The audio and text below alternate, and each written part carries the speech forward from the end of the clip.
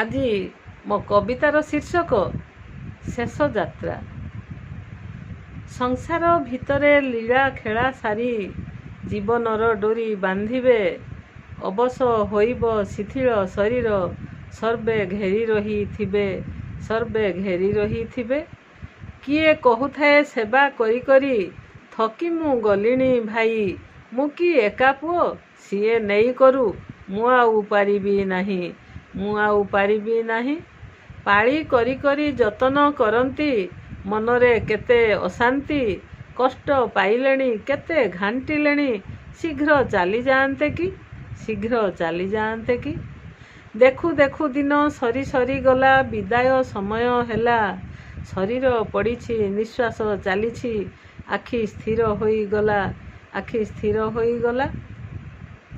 ଭାବୁଥିଲେ କିଛି କହିବେ କହିବେ, ଜିଭ ଟାଣି ହୋଇଗଲା, ମନର କଥାଟି ମନରେ ରହିଲା, ବାକ୍ୟ କିଛି ନ ସ୍ଫୁରିଲା, ବାକ୍ୟ କିଛି ନ ସ୍ଫୁରିଲା।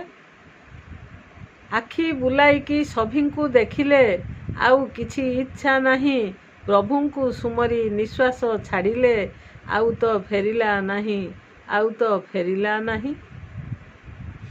କିଏ କହୁଥାଏ ପାଣି ଟିକେ ଦେବି, କିଏ କରୁଥାଏ ମନା, ସୁନା ଗଙ୍ଗା ଜଳ ଗଙ୍ଗା ମାଟି ଦେଲେ, ପାଟି ହୋଇଗଲା ଆଁ, ପାଟି ହୋଇଗଲା ଆଁ।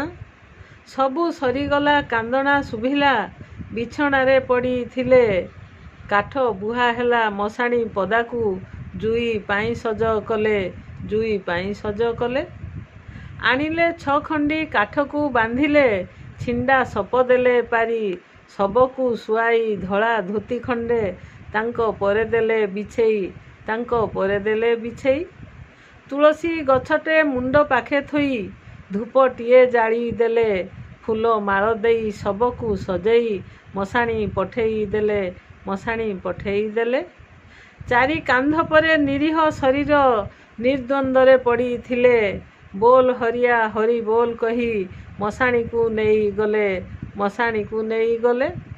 ଖଇ ଓ ପଇସା ବୁଣି ବୁଣି ପୁଅ ଚାଲିଥିଲା ପଛେ ପଛେ, ନିଆଁ ବୁଡ଼ ଧରି ଜଣେ ଚାଲିଥିଲା, ଲୁହ ଗାମୁଛାରେ ପୋଛେ, ଲୁହ ଗାମୁଛାରେ ପୋଛେ। ନିଷ୍ପାପ ଶରୀର ପଡ଼ି ରହିଥିଲା, ଅଗ୍ନି ଶିଖା ଉଠୁଥିଲା, କ୍ଷଣକ ମଧ୍ୟରେ ଦାଉ ଦାଉ ଜଳି ମୁଠାଏ ପାଉଁଶ ହେଲା, ମୁଠାଏ ପାଉଁଶ ହେଲା।